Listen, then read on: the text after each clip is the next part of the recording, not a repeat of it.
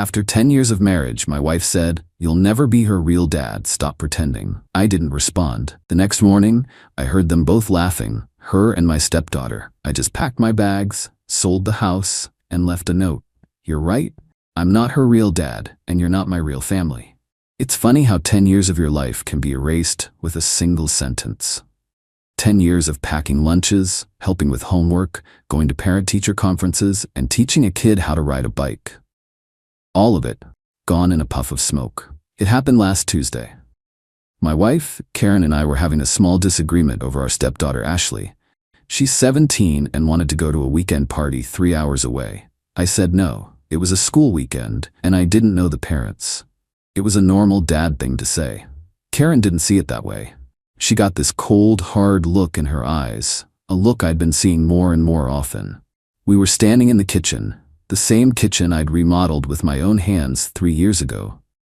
She crossed her arms and just said it, her voice dripping with a decade of resentment I hadn't fully understood until that moment. "You'll never be her real dad. Stop pretending." I didn't respond. I didn't yell. I didn't say a word. I just felt something inside me go quiet. It was like a switch being flipped off. The part of me that tried, the part that cared, the part that saw us as a family, it just shut down. I had met Karen when Ashley was 7. Her biological dad was a deadbeat who hadn't been in the picture since she was a toddler. For 10 years, I was the only father she had ever known. I wasn't pretending. I was just being a dad. I turned around, walked out of the kitchen, and went into my workshop in the garage. I stayed out there for hours, just organizing screws and cleaning tools, letting the silence sink in. Karen didn't come looking for me. When I finally went inside late that night, she was asleep in our bed. I slept on the couch. The next morning, I woke up early to the sound of voices from the kitchen. It was Karen and Ashley, and they were laughing. It wasn't just a chuckle. It was loud, mocking laughter. I crept to the hallway and listened. "I can't believe you finally said it to him," Ashley said, her voice filled with a kind of cruel glee that was new to me. "His face, Mom, it was priceless." "Well, it's the truth," Karen said, and then she laughed again. "He needed to hear it, all his little rules and his lectures, acting like he has some right. He's just the guy who pays the bills." That was it. That was the final nail. It wasn't just Karen, it was both of them. 10 years of my life, my love, my money, and my effort, and all I was to them was a joke. A wallet. A guy pretending to be something he wasn't. I walked back to the living room, my movements slow and deliberate. The quiet inside me had turned into a strange kind of calm. I wasn't angry anymore. I was just done. I went upstairs to our bedroom, found 2 of my old duffel bags, and started packing. I took my clothes, my toiletries, the pictures of my parents from my nightstand. I left everything else. I left the pictures of me and Ashley at her first soccer game. I left the coffee mug she gave me for Father's Day that said "World's Best Bonus Dad." It all felt like a lie now. While I was packing, I made a phone call. I called a realtor, a guy named Tom who I'd done some work for a few years back. I told him I needed to sell my house, and I needed to do it fast. He was surprised but said he could have the paperwork ready by the afternoon and a for sale sign in the yard by the morning. I told him that was perfect. The house was in my name. I had bought it and paid off half the mortgage before I even met Karen. My lawyer had insisted on a prenup, a document Karen had called an insult at the time but signed anyway. It clearly stated the house was my premarital property. She was about to find out how important that piece of paper was. I finished packing and carried my bags downstairs. The house was quiet. They had left for school and work. I walked into the kitchen and grabbed a notepad from the junk drawer. I wrote down 7 words. "You're right. I'm not her real dad, and you're not my real family." I left the note on the kitchen counter, right where they'd been laughing about me an hour earlier. I walked out of that house and didn't look back. I drove to my office, a small space I rented for my contracting business, and just sat in the parking lot for a while. Then I got to work. I called my lawyer and told him what was happening. He just said, "Good, it's about time." I called my bank and had my paycheck rerouted to a new private account. I moved my personal savings, every penny I had earned before the marriage, into that same account. I left the joint account with enough money to cover the bills for 1 month. After that, it was on her. That afternoon, I met the realtor and signed the listing agreement. He promised to put the sign up the next morning before they woke up.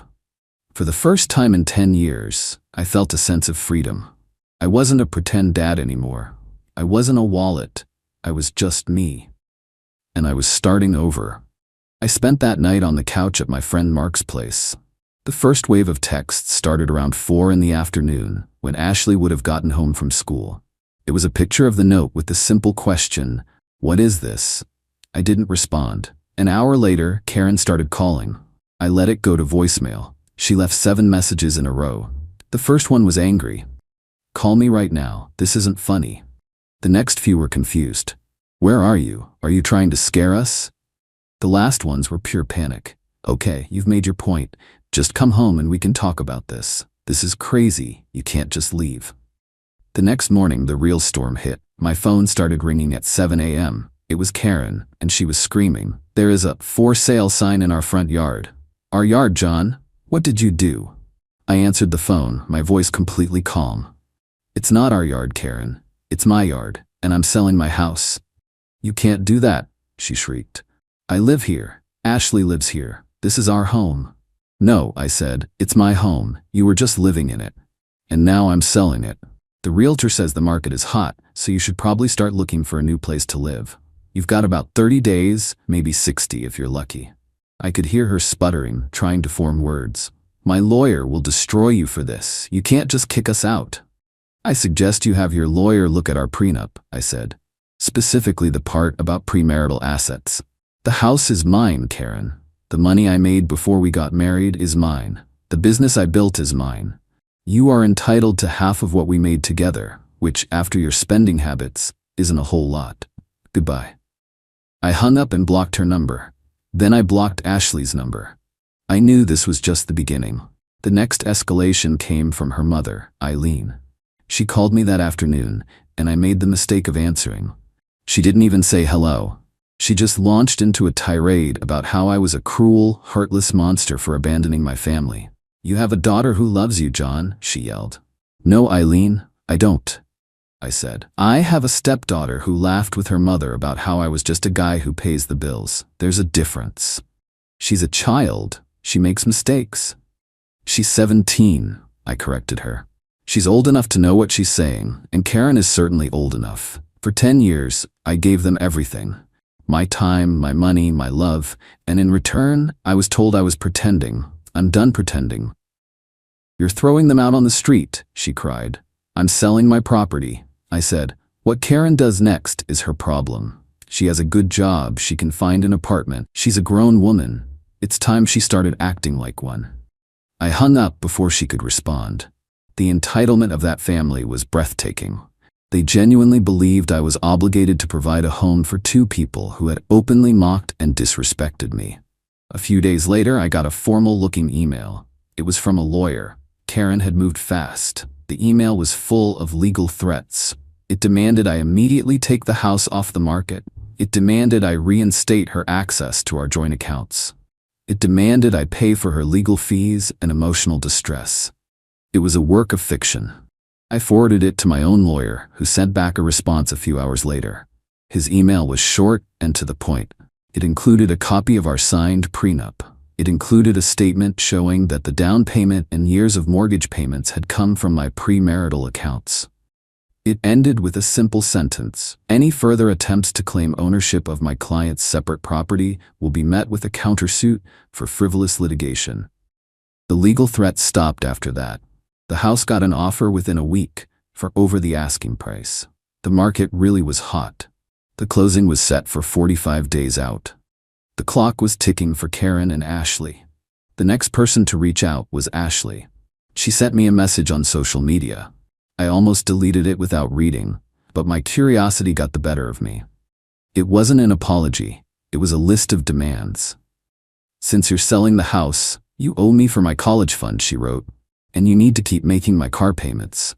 And my phone is on your family plan, so you can't kick me off that." I just stared at the message. After everything that had happened, after she had laughed at me and called me a bill payer, she still thought I owed her something. The nerve of it was almost impressive. I typed back a single response. Ashley, I am not your real dad. I am not responsible for your finances. You should talk to your mother about these things. That's what real families do.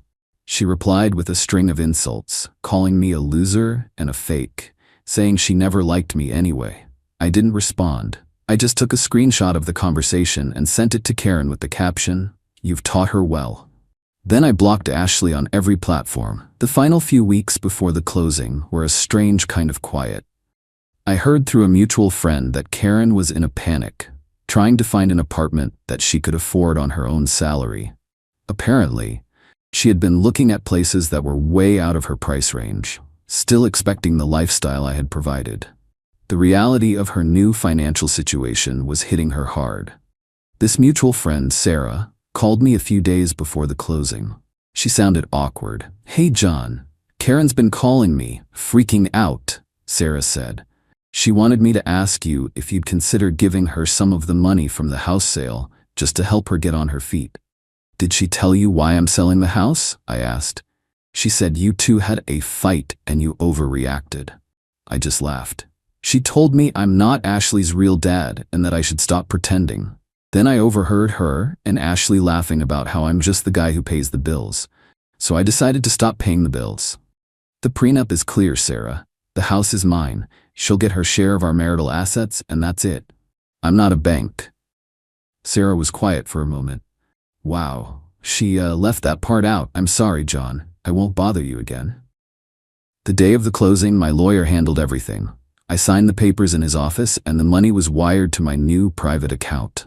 After my lawyer took his fees, I had him cut a check to Karen for her legal share of the marital assets. It was a respectable amount, enough for a down payment on a small condo or to cover rent for a few years. But it wasn't the lottery ticket she thought she was getting. It was a clean break. My lawyer sent her the check via courier, along with a final set of divorce papers. I didn't want to see her again. That night, I was at my new apartment, a small 2-bedroom place I was renting downtown. It was empty except for a mattress on the floor and a few boxes, but it was mine. My phone rang. It was an unknown number. I answered. It was Karen. She must have gotten a new phone. She wasn't yelling. Her voice was quiet, defeated. "I got the check," she said, "and the papers." "Okay," I said. "Is this really it, John?" she asked. 10 years. You're just throwing it all away over one stupid comment?" "It wasn't one comment, Karen," I said. "It was 10 years of you feeling that way and just not saying it. It was you and Ashley laughing at me. It was you thinking of me as a wallet. The comment didn't end our marriage. It just revealed that we never really had one." She started to cry. "What are we supposed to do? The apartments I can afford are tiny. Ashley is furious she has to go to a community college now. You've ruined our lives." "No," I said, and for the first time I felt a flash of anger. "You did. You had a man who loved your daughter as his own. You had a beautiful home. You had a partner who supported you. You had a family, and you threw it away because you thought you could do better. Now you get to find out if you were right." I hung up the phone and blocked the new number. I looked around my empty apartment. It wasn't much, but it was real. And it was all mine. The next chapter of this mess started about a month later. I got another call from an unknown number. I almost ignored it, but I was expecting a call from a supplier, so I picked it up. A man's voice, rough around the edges, asked if I was John. I said I was. "My name is Rick," he said. "I'm Ashley's father, her biological father. Karen called me last week. Sounds like I need to hear your side of the story." My first thought was that this was another trap. Karen, desperate, had tracked down the deadbeat dad to use as a weapon against me. I agreed to meet him, but on my terms. A public place, a diner downtown, the next morning. I wanted a witness, so I asked my friend Mark to sit at a nearby table, just in case. Rick was a long-haul trucker, just passing through town. He looked tired, but he looked me straight in the eye when he shook my hand. He told me Karen had called him out of the blue, crying, telling him I was an abusive monster who had thrown her and Ashley out on the street and was trying to leave them with nothing. He said he was on his way to confront me when he decided to do a little digging first. He found out I had a good reputation in town, that my business was solid. It didn't line up with the story she was telling. So I told him everything. I told him about the last 10 years. I told him about the comment and about overhearing them laughing in the kitchen. I showed him the screenshot of Ashley's text demanding a college fund and car payments. He just shook his head, looking disgusted. I was a deadbeat, he said, his voice low. I ran out on them, and I own that. I was a bad father. But I never pretended to be something I wasn't. What they did to you, after you stepped up and did the job I didn't, that's just cold. He told me he had no intention of getting back with Karen. He just wanted to see his daughter. He asked me what she was really like. I was honest. I told him she was smart, funny, and athletic, but that her mother and grandmother had filled her head with entitlement. I told him she was a good kid underneath it all, but she had been taught to see people for what they could give her. We talked for almost 2 hours. It was one of the strangest conversations of my life. At the end, he thanked me for being honest. He said he was going to see Ashley, but not to save her from me. He was going to give her a reality check that was long overdue. A week later, Rick called me again. He said his conversation with Ashley had been a disaster. He had tried to explain to her that the world didn't owe her anything, that she had disrespected the only father she had ever known, and that she needed to apologize. She had just screamed at him, called him a loser for abandoning her, and told him she didn't need another fake dad in her life. Karen's final, desperate move was an attack on my business. She found out the name of one of my biggest clients, a development company run by a sharp woman named Diana. Karen left a long, rambling voicemail on Diana's office phone, claiming I was emotionally unstable, going through a messy divorce, and that I couldn't be trusted to manage a project. Diana called me immediately. This was a serious problem. My reputation is everything in my line of work. I asked Diana if I could meet with her in person. I walked into her office, sat down, and laid out the facts. My ex-wife is unhappy with the terms of our prenup, I said. She is trying to damage my reputation to gain leverage. It will not affect the project. My personal life is my own, but I can assure you that my professional commitments are solid. Diana just nodded. I've been in this business a long time, John. I know a bitter ex when I hear one. Don't worry about it. Just keep up the good work. Karen's attempt to ruin my livelihood had failed. In fact, it had probably made my professional relationship with Diana stronger. The last I heard, Karen and Ashley are living in a small, 2-bedroom apartment across town. Karen had to get a second, part-time job to make ends meet. Ashley is working at a fast food restaurant to save money for community college. Rick, her real dad, sends her a little bit of money when he can, but he told me he attaches a note to every payment that says, "This is what happens when you take good people for granted." I saw Karen once a few months ago at the grocery store. She was with some new guy who looked like he was already tired of her. She saw me, and for a second I thought she was going to say something. But I just gave her a polite nod, turned my cart, and walked down the next aisle. I didn't feel anger. I didn't feel anything at all. I was just a guy buying groceries, and she was just a stranger. Life settled into a new normal after that. I focused on my business, started working out again, and spent weekends hiking with my dog. The peace was incredible. I hadn't realized how much low-grade stress I had been living with for 10 years until it was gone. The constant need to manage Karen's moods, to try and connect with a stepdaughter who saw me as an obstacle, the endless judgment from her mother, it was like a background noise I had gotten so used to, I didn't even hear it anymore. Now, all I heard was silence. About 6 months after the divorce was finalized, I got a call at my office. My assistant said there was a man named Dave on the line who needed to speak with me about a personal matter related to Karen. The name didn't register at first, and then it hit me. That was the name of the guy I'd seen her with at the grocery store. My first instinct was to tell my assistant to hang up. I didn't want any more drama, but curiosity won. I told her to put him through. His voice was tense. "John? My name is Dave. I know this is a weird call. I got your business number from a contractor who worked on your old house. I'm the guy. Well, I'm Karen's boyfriend."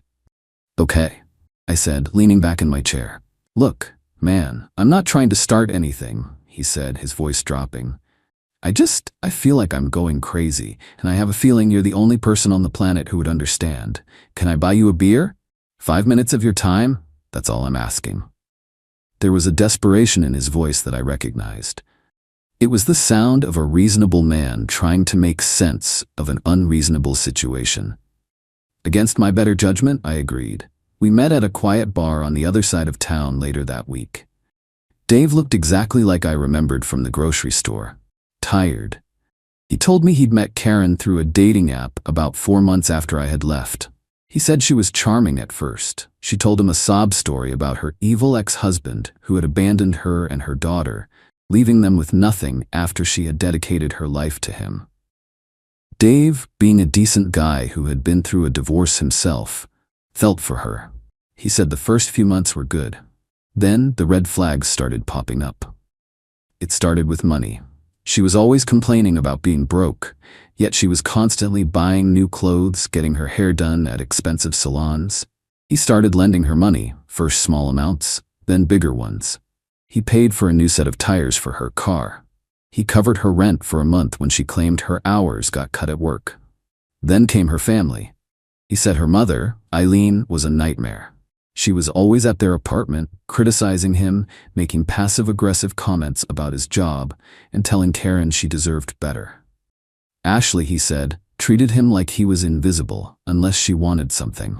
He'd given her hundreds of dollars for concert tickets, new shoes, and nights out with her friends. "It's like they see me as a walking ATM," he said, shaking his head. "And if I say no, or even hesitate, Karen accuses me of not caring. She says I'm being just like you." I just took a sip of my beer. "Sounds familiar." "The final straw was last week," he continued. "I came home and there was a letter on the table from a credit card company. It was addressed to her, but it was open. I guess she forgot to hide it. She had opened a card in my name as an authorized user without telling me. It was maxed out. Almost $10,000 in debt. Clothes, spa days, dinners with her mother. I confronted her, and she didn't even apologize. She said I was overreacting, that she was going to pay it back. But I know she has no way to do that." He looked me straight in the eye. "She told me you were the monster." But listening to her talk, the way she twists things, I realized the story probably wasn't that simple. So I did some digging. I talked to that mutual friend, Sarah. She told me the real story, about the prenup, about what you overheard them saying in the kitchen. I just nodded. I didn't need to add anything. He had found the truth on his own. "So I'm asking you," Dave said, "am I crazy? Or is this just who she is?" "That's who she is," I confirmed. "And that's who her mother taught her to be. And that's who Ashley is becoming. They see men as a resource. When one runs dry, they move on to the next. I'm sorry you got caught in the middle of it." He looked relieved, like a man who had just been told his diagnosis wasn't all in his head. "What did you do?" he asked. "How did you get out?" "I just stopped," I said. "I stopped paying. I stopped pretending. I stopped caring what they thought of me. The second you cut off the money, you'll see their true colors. But you have to be ready for the war that follows. They will try to destroy your reputation. They will call you a monster to anyone who will listen.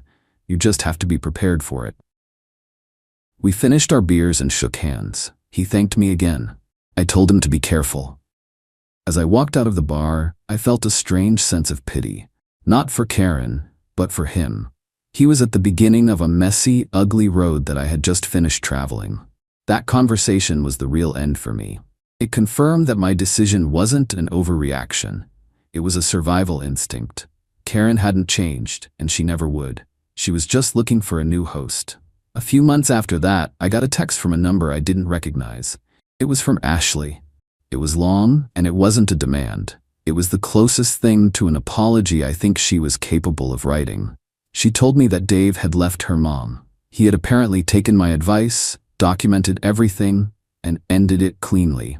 He had even threatened to press charges for the credit card fraud, which made Karen back down immediately. Ashley said that seeing her mom go through the exact same cycle with another man had been an eye-opener. She said that her real dad, Rick, had been talking to her, making her face some hard truths. "I was a brat," she wrote. "You were good to me and I treated you like dirt because my mom and grandma told me I could. I'm sorry. I know it's too late, but I just wanted to say it. I thought about it for a long time before I replied. Part of me wanted to ignore it, but another part of me remembered the 7-year-old girl who had been so excited to show me her report card. I texted back, "I appreciate that, Ashley. I wish you the best." It was all that needed to be said. Life is quiet now. I sold my business last year to a larger company and retired early. I bought a small house on a few acres of land out in the country. My dog is old now, but he loves the space. I fish and I work in my wood shop. I see my friend Mark on the weekends. It's a simple life, but it's real. The drama is gone. Building my own life, on my own terms, was the only project that ever really mattered. I poured a whiskey and enjoyed the silence.